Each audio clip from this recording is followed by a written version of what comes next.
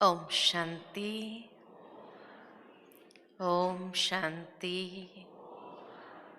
ओम शांति।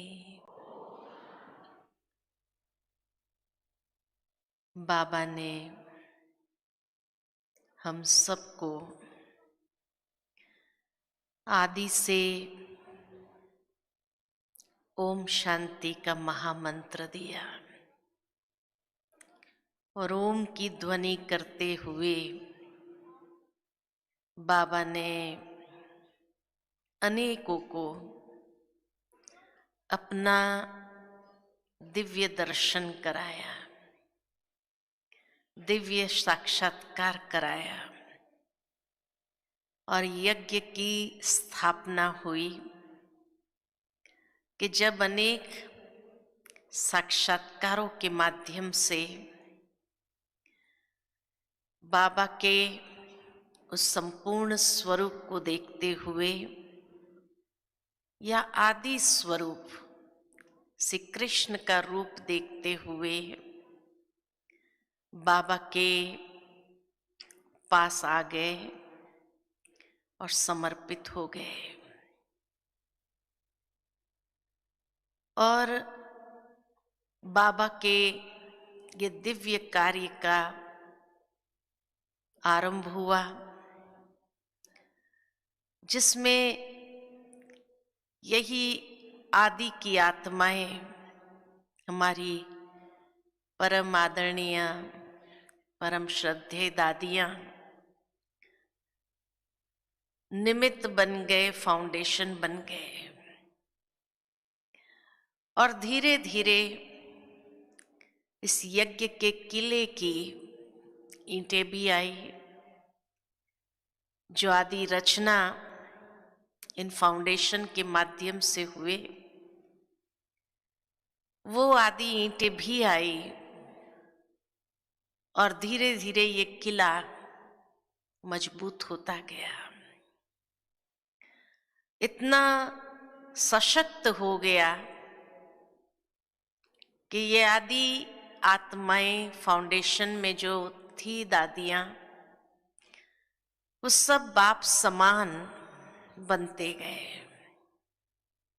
बाबा ने 69 में 18 जनवरी के दिन जब अपने संपूर्ण स्थिति को प्राप्त किया, संपन्न बने, तो दादियों को बाबा ने सर्व शक्तियां विल किया और सारा यज्ञ का कारोबार सौंपा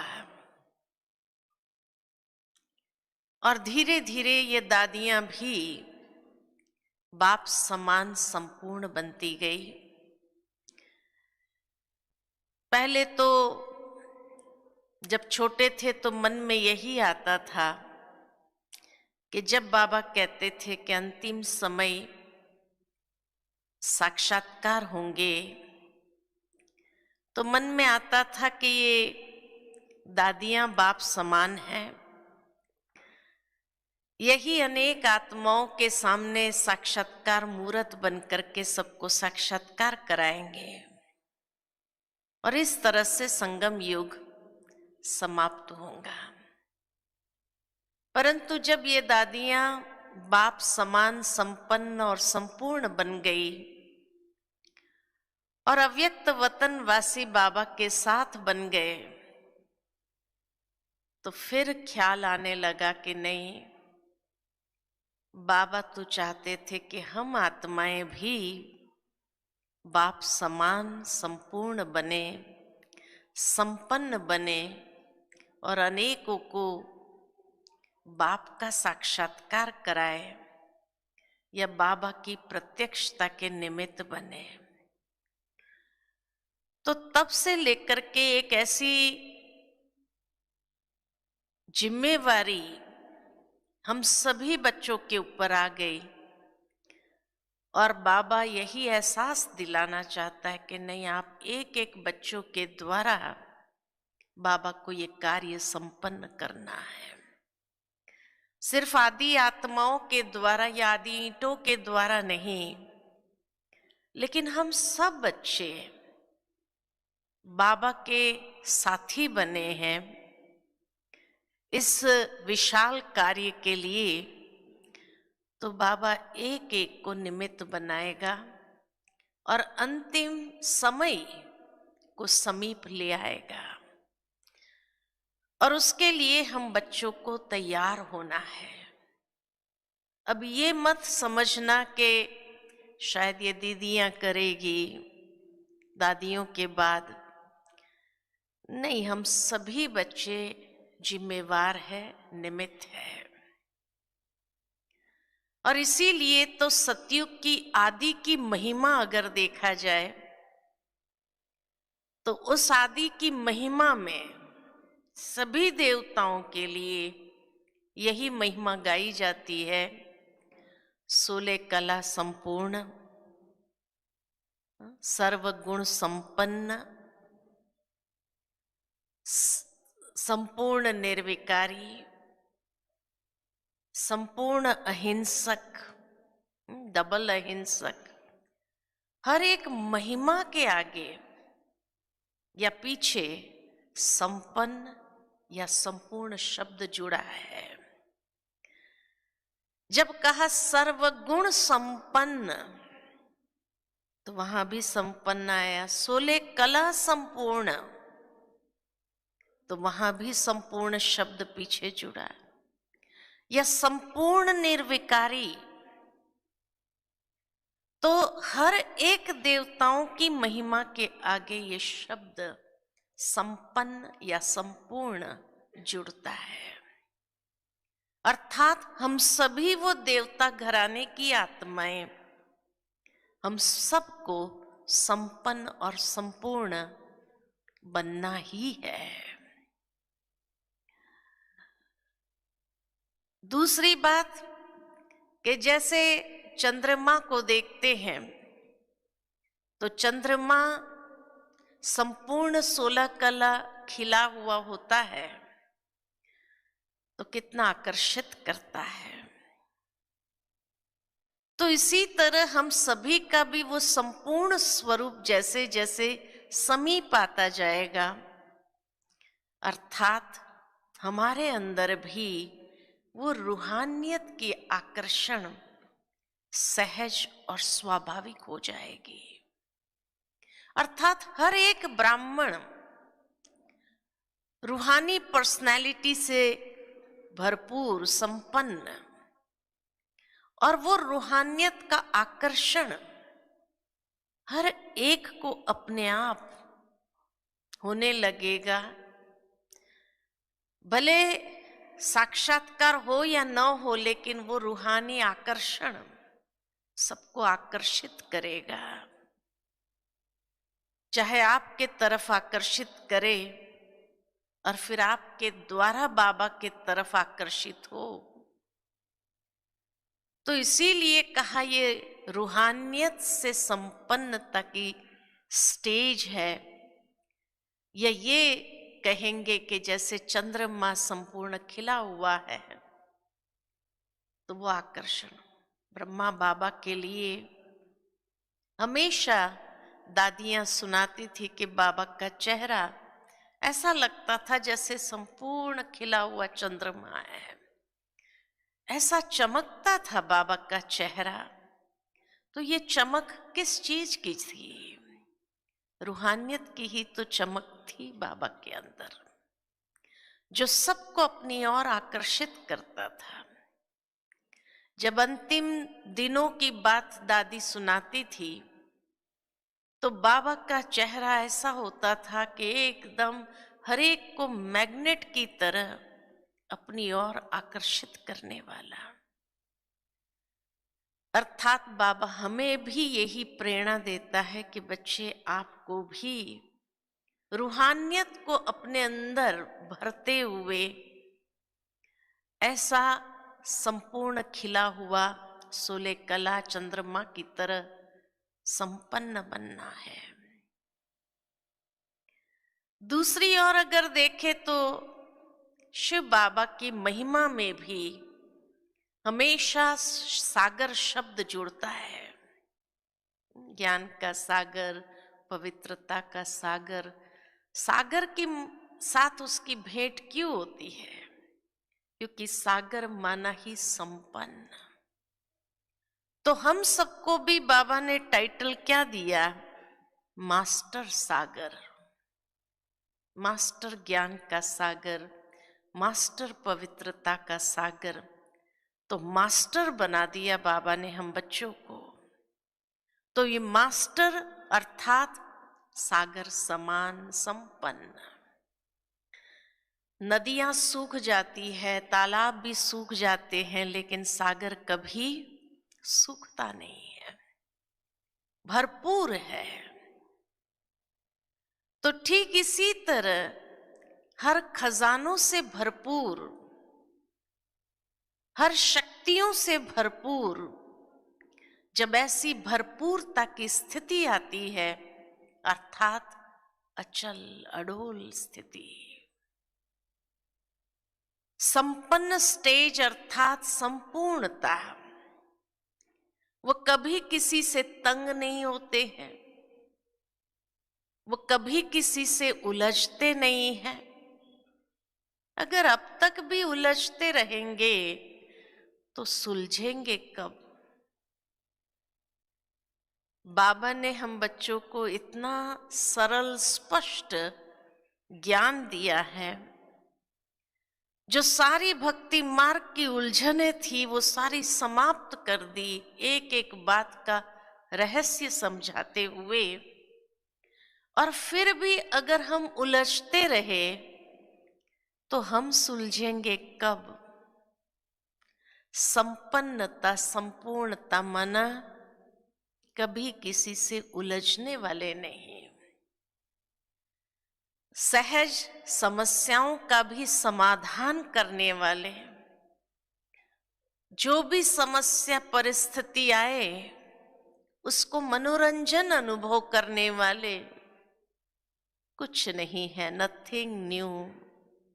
और इस तरह से अपनी अवस्था को सदा स्थिर, अचल अडोल बनाने वाले। कोई भी बात, कोई भी चीज विचलित न करे अभी समय अनुसार। तब कहेंगे कि हाँ, हम संपन्नता की ओर आगे बढ़ रहे हैं। अगर छोटी छोटी बातें हमें भी अभी तक भी विचलित करती रहती है, परेशान करती रहती है, हम उससे अपने आप को अलग नहीं कर पा रहे हैं, अनेक प्रकार के व्यर्थ चलते हैं अंदर में, तो वो संपन्नता, संपूर्णता बहुत दूर है अभी। इसीलिए दिखाते हैं कि जैसे ब्रह्मा बाबा संपन्न और संपूर्ण बना, अर्थात अव्यक्त फरिश्ता स्वरूप बन गया। तो अव्यक्त फरिश्ता स्वरूप ये हम सबकी मंजिल है, खाली बाबा की मंजिल थी ये नहीं है, हम सबकी मंजिल है। क्योंकि हम सभी का भी संपूर्ण फरिश्ता स्वरूप वतन में है। और इसीलिए कई बार संदेशियां जब आती है ऊपर से और कहती बाबा बाहें पसारे खड़ा है, साक्षात्कार कईयों को होता है कि बाबा आवाहन कर रहा है हम सबका। यही आवाज अंदर में गूंजती है कि आओ बच्चे, आओ बच्चे। तो जिस तरह से बाबा हमेशा एग्जाम्पल देते थे कि कोई चीज जब तैयार हो जाती है तो क्या करती है? किनारा छोड़ देती है। हलवा तैयार हो जाता है तो किनारा छोड़ देता है। किनारा छोड़ना माना संगठन से अलग होना है, उसको नहीं कहा जाता है। किनारा छोड़ना माना अनेक प्रकार के पुराने स्वभाव संस्कार के बंधनों से किनारा हो जाना। ये बंधन ही तो हमें बांधते हैं, जो छोड़ने नहीं देते। तो इसीलिए किनारा छोड़ना माना पुराने स्वभाव संस्कार के बंधनों से किनारा हो जाना, अपने ही अंदर जो लगाव की वृत्ति है उस लगाव की वृत्ति से किनारा हो जाना। ये मेरा है, वो तेरा है, नहीं, सब अपना है। एक बेहद में बुद्धि चली जाए, बेहद की भावना में अपने आप को समा देना, जहां हर एक के साथ हमारी संस्कार मिलन की रास होने लगे। बाबा ने किनारा किसी व्यक्ति से नहीं किया, बाबा अंत तक भी यज्ञ में ही रहे, सबके बीच में ही रहे, सभी कारोबार करते रहे। कुछ समय पहले की ही बाबा की अव्यक्त मुरली हमने सुनी 93 की, कि अंतिम दिन भी सारे कारोबार किए बाबा ने, पत्र भी लिखे तो मुरली भी सुनाई, तो सारा भंडारे में भी चक्कर लगाया, सब कुछ किया बाबा ने।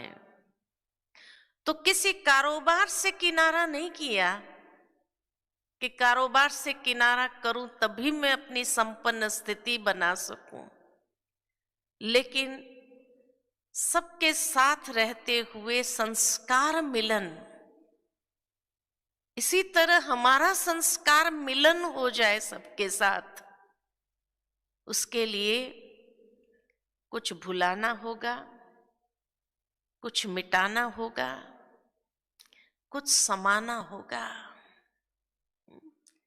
ये 3 बातें जरूरी है, तब संस्कार मिलन सहज हो सकता है। कुछ भुलाना, कुछ मिटाना और कुछ समाना। और उसके बाद 2 बातें जरूरी है, 3 बातें समाप्त करना और 2 बातें आवश्यक है। वो है हर एक आत्मा जो है जैसी है वैसे उसको स्वीकार करना। बाबा ने भी हम बच्चों को जो है जैसा है वैसे ही स्वीकार किया, कभी हमारी कमजोरियों को नहीं देखा, कभी ये महसूस नहीं होने दिया कि बच्चे तुम्हारे अंदर ये बात है।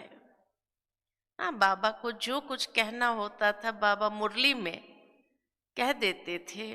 जब किसी में कोई चीज देखते थे बाबा भी, तो बाबा उसको देखते हुए समझते हुए अगर सावधानी देने जैसा लगता था तो बाबा इशारा देता था, लेकिन अगर बाबा को लगता था इस बच्चे के अंदर वो फीलिंग की बीमारी है और कहीं ये बाबा का हाथ छोड़ न दे, इतनी रहम की भावना, तो बाबा क्लास में सब कुछ कह देते थे, है ना। और उस समय शायद उसकी बुद्धि को टच भी करा देते थे कि हाँ, रियलाइजेशन हो जाता था कि हाँ, शायद मेरे अंदर ये बात है जो मुझे दूर करना है। आज बाबा ने मुरली में ये बात कही। तो इसीलिए जो आत्मा जैसी भी है उसको स्वीकार करना कि ये भी बाबा का बच्चा है, पुरुषार्थ कर रहा है। शुभ भावना, शुभ कामना का सहयोग देना। जैसे कभी कभी कीचड़ में कोई गाड़ी फंसी होती है, कोई व्यक्ति उसको निकालने की मेहनत कर रहा है और नहीं निकल पा रही है, अगर जाकर हमने थोड़ा सा सहयोग दे दिया तो निकल जाती है। ठीक इसी तरह कोई भी बाबा का बच्चा बाबा का बना है, कोई संपूर्ण होकर के तो आया नहीं, कोई दूसरी दुनिया से आया नहीं है, ऐसी दुनिया के और 84 जन्म पूरे करके आया है। तो चलते चलते अनेक कमजोरियां भर गई है जीवन के अंदर, लेकिन बाबा का ज्ञान सुन के उसने इतनी हिम्मत रखी है कि चलो मैं भी संपूर्ण बनूं, संपन्न बनूं। लेकिन कोई कोई जन्म के कड़े संस्कार रूपी कीचड़ में उसकी गाड़ी, पुरुषार्थ की गाड़ी अटकी हुई है, मेहनत कर रहा है, तो हम उसके उस संस्कार को देखकर शिकायत करने के बजाय अगर थोड़ी सी शुभ भावना, शुभ कामना का सहयोग दे देंगे तो शायद उसकी अटकी हुई गाड़ी बाहर निकल आए और वो भी सहजता से आगे बढ़ जाए।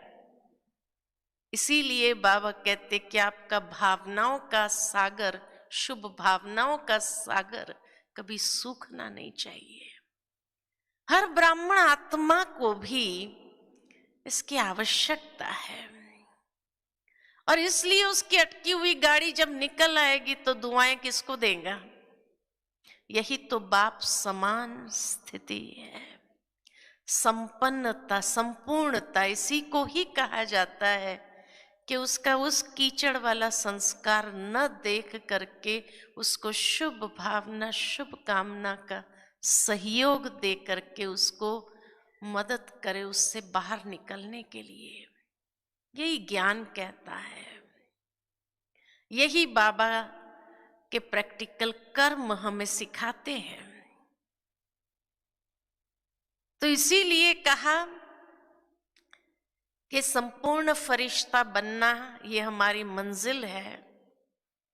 तो रास्ते में अनेक लोग मिलेंगे भी, तो उसके लिए कहा कुछ मिटाना, कुछ भुलाना और कुछ समाना, और हर एक को स्वीकार करना और देना, सहयोग देना, माना उसके अंदर भी जो विशेषता है उसका सत्कार करना और सत्कार करते हुए उसको सहयोग दे देना। तो ये है बाप समान और संपन्न और संपूर्ण स्थिति। मिटाना क्या है हमें, भुलाना क्या है, समाना क्या है? तो मिटाना जो बाबा हमेशा कहते हैं, मैंपन और मेरेपन को मिटा देना है।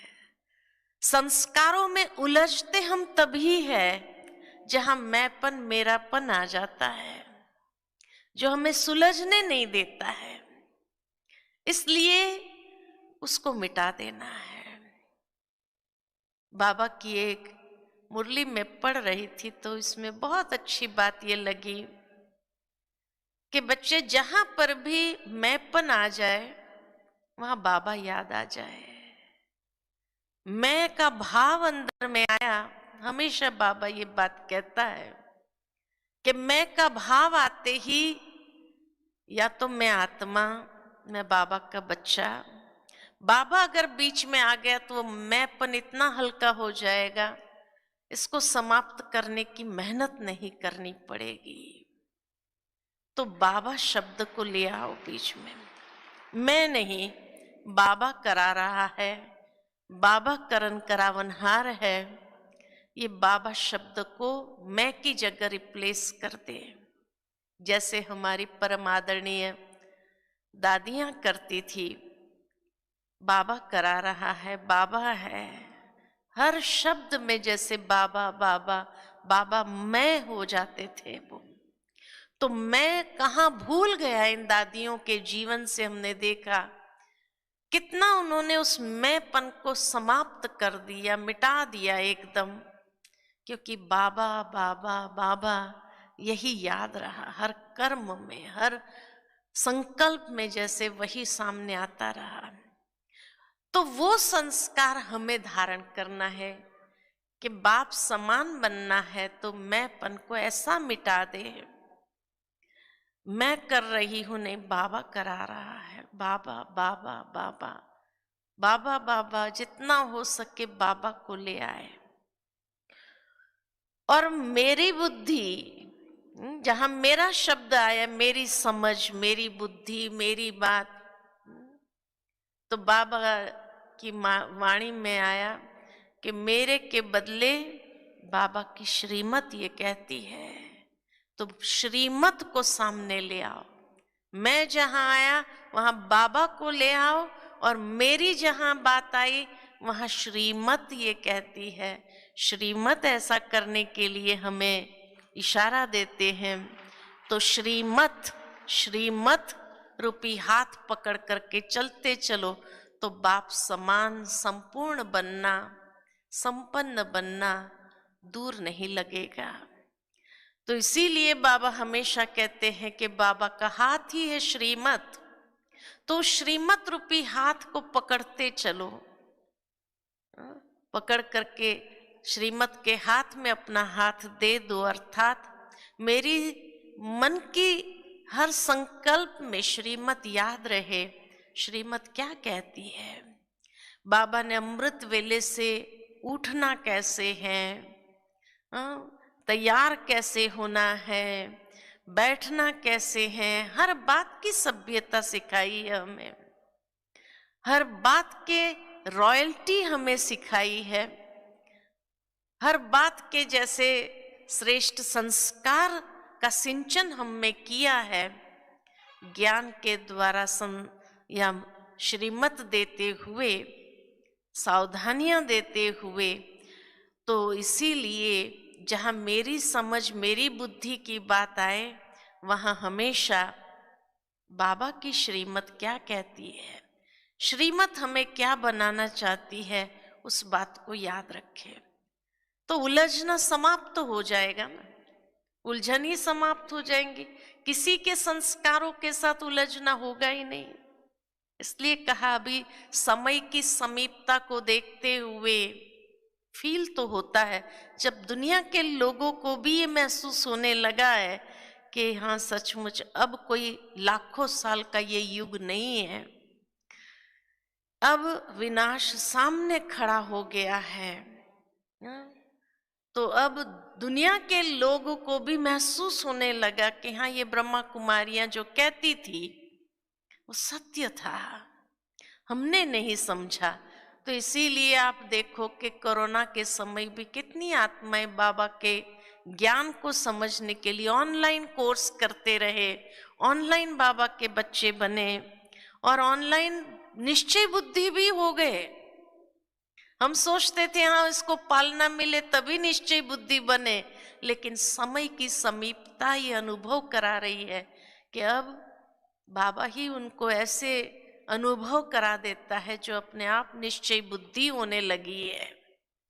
उन्हें किसी के सहारे की आवश्यकता नहीं है कि भाई हम पालना दे, हम उनको पुचकार दे, हम उनको ज्ञान की बातें समझाए तभी ये निश्चय बुद्धि। पहले ये बात मेहनत के रूप में किया सभी ने, लेकिन अब की आत्माएं जो आई वो कोरोना काल में जो ऑनलाइन कोर्स करके आई वो उन्होंने कहाँ मेहनत लिया है, सहज निश्चय बुद्धि बन गए, नहीं बस यही बाबा है, ये भगवान है, ये पक्का हो गया। तो इसीलिए समय हमें दिखा रहा है कि यही है, यही है। अब धीरे धीरे आवाज उठ रहा है। आप में से भी कितने ऑनलाइन कोर्स वाले रहे? ऑनलाइन कोर्स वाले हाथ तो खड़ा करो, देखो कितने ऑनलाइन बाबा के बच्चे बने कोरोना काल में। चारों तरफ मेहनत लिया क्या?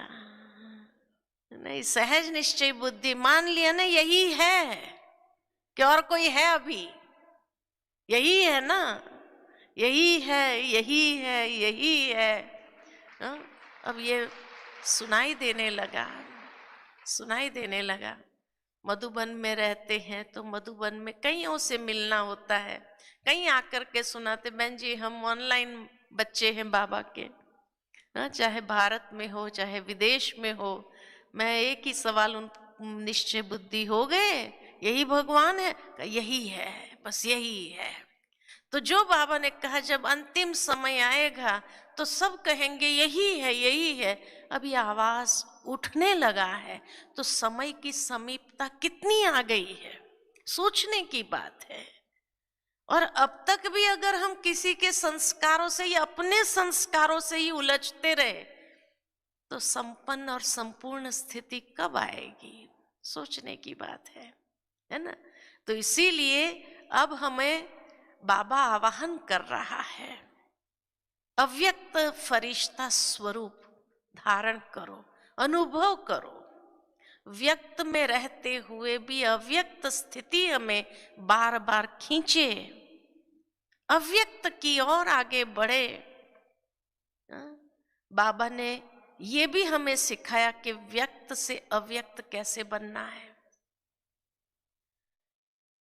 आप में से जिन्होंने भी अव्यक्त बाप दादा की पालना ली है, अव्यक्त बाप दादा के मिलन का अनुभव किया है, तो उस समय आप सभी ने महसूस किया कि बाबा जब अव्यक्त से व्यक्त में आता है तो वो अव्यक्त का प्रवाह कितना शक्तिशाली होता है कि सारी सभा में उस समय 25,000 30,000 भी बैठे होते थे, लेकिन जैसे इन ड्रॉप साइलेंस होता था। इतने शक्तिशाली प्रवाह बाबा का, और बाबा जैसे ही यहां से जाते थे तो भी वो प्रवाह छोड़ करके जाते थे कि उठने के बाद भी ज्यादा बातचीत में आने का मन नहीं करता था। तो ठीक इसी तरह अभी हमें भी संपन्न और संपूर्ण बनना है, तो व्यक्त से अव्यक्त प्रवाह की ओर, उस अव्यक्त स्थिति की ओर बार बार अपने मन को आकर्षित करना है, बार बार चलना है उस तरफ, क्योंकि जो मंजिल है हमारी, उस मंजिल की ओर ही, या उसकी स्मृति स्वरूप होना बार बार, वही तो समर्थी ले आएगा। अगर स्मृति ही नहीं रही कि हाँ मुझे अव्यक्त बनना है, तो वो समर्थी कैसे आएगी बनने की। तो इसीलिए बार बार वो अव्यक्त प्रवाह हमें आकर्षित करे और बार बार व्यक्त के बदले अव्यक्त की ओर चले। आज और कल सचमुच अगर इस समर्थी को आप अनुभव करना चाहते हो अपने जीवन में, तो क्या करेंगे? जितना हो सके साइलेंस में उस अव्यक्त प्रवाह को आज ही यहां क्रिएट करे, महसूस करे, और उस अव्यक्त प्रवाह की ओर ही रहे, उसमें समाये रहे। जितना उसमें समाते जाएंगे तो बाबा का वो अव्यक्ति संपूर्ण स्वरूप हमें जैसे बार बार आकर्षित करेगा और सहज सभी बातों से उपराम हो जाएंगे। ये समय की आवश्यकता भी है, समय हमें इशारा कर रहा है। आप वहां से यहां आए हो, अगर यहां अनुभव नहीं किया, वहां जाने के बाद तो हो ही नहीं सकेगा,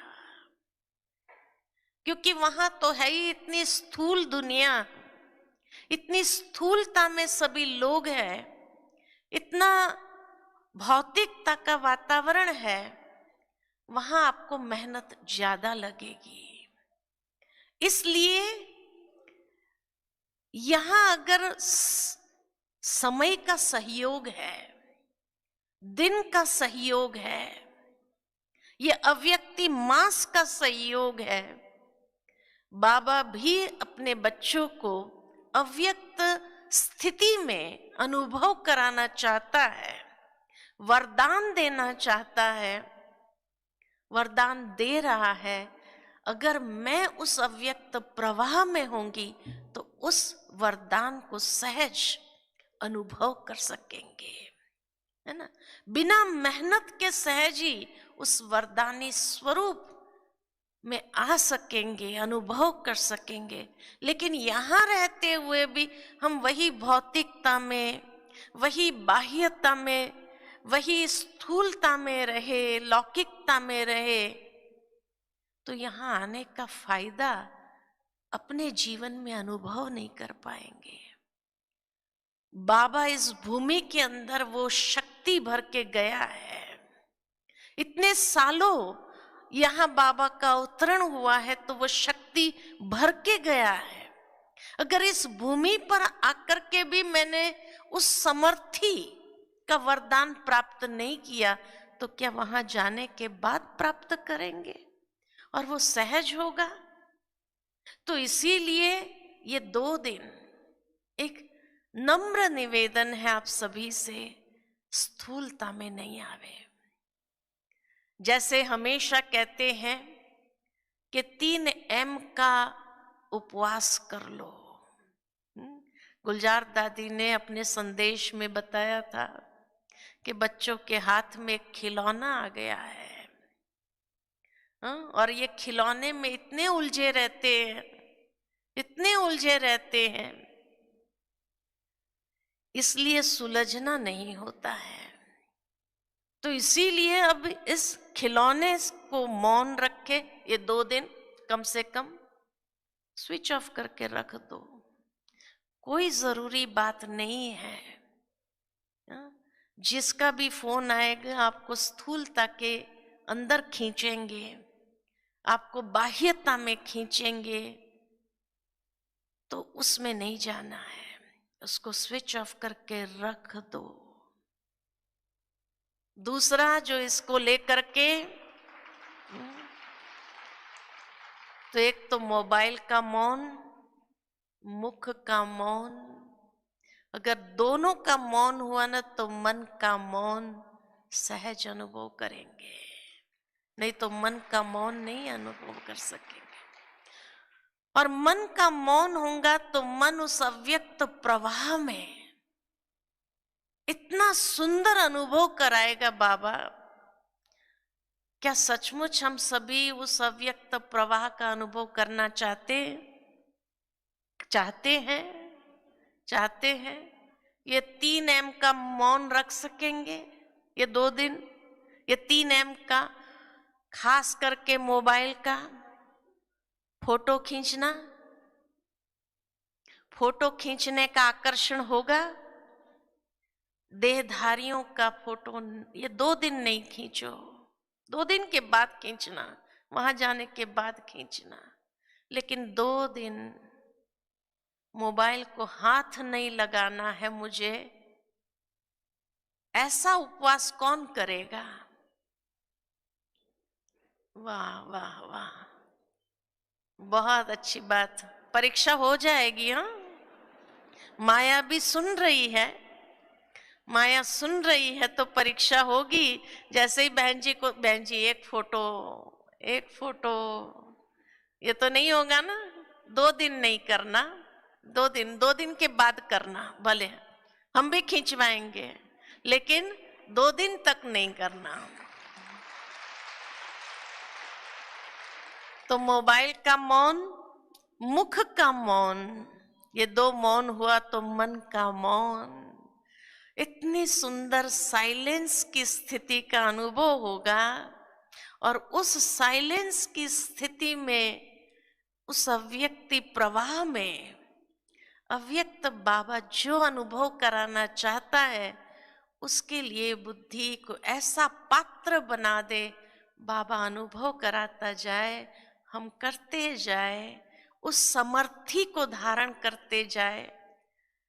17 तारीख ही हमें ये स्मृति स्वरूप बनने की प्रेरणा देती है, तब 18 को वो समर्थी स्वरूप को प्रैक्टिकल जीवन के अंदर अनुभव कर सकेंगे।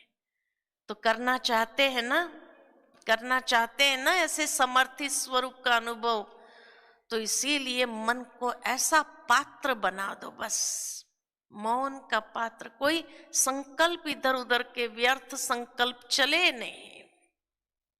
ये है बाप समान संपन्न स्थिति, जहां आपका स्वरूप ऐसा आकर्षणमय मूर्त हो जाएगा कि यहां से जाने के बाद हर कोई आपके घर में भी कहेगा आप बदल गए लगते हैं, कुछ तो बदलाव आ गया आपके अंदर। आपके चेहरा तो वही है लेकिन पता नहीं क्या आकर्षण है। सुनना चाहेंगे ना ये शब्द कि सचमुच आप यहाँ आए तो ऐसा यहाँ से बन करके जाओ, है ना। अभी समय बना रहा है।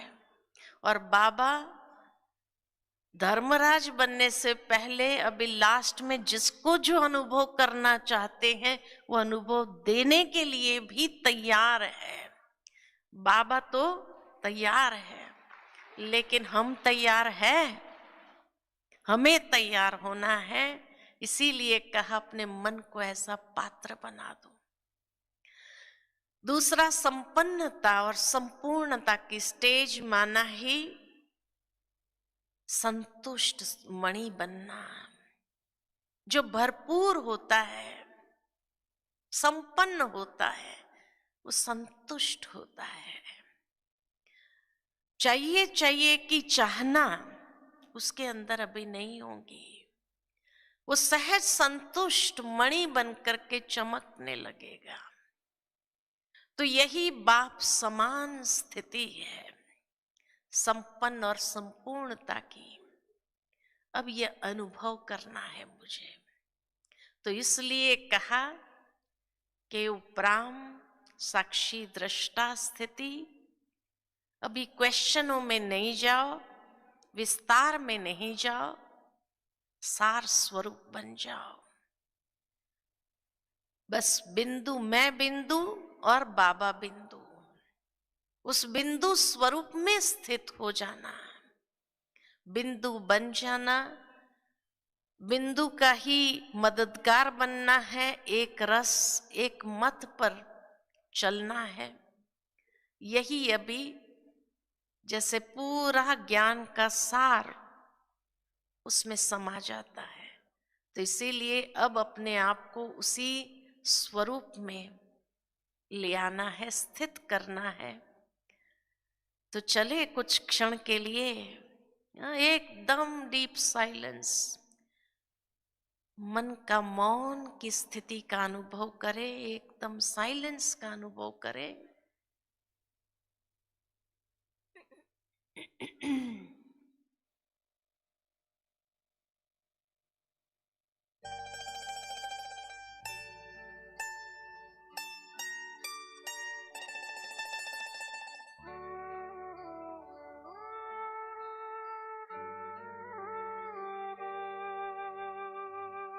दिल का अब संग